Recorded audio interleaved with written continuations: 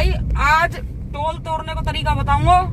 ना का शीशो खोल लो, ना तो मैं टोल पे विक्रम नाम लेना, ना तो मैं यू बैरियर तोड़ना। आगे दिखा दे भाई, सीधे जाएंगे और टोल खोल के जाएंगे। देखिए अब गए, रुके, और अब देखिए ये देखो यार 100-200 रुपया कटे, ज्यादा 60 रुपया कट रहे हैं। वहां के ऊपर तुम टोल तोड़ो, न्यो करो, इतने गाड़ी ले रहे हो, 50 रुपया के ऊपर टोल तोड़ रहे हो।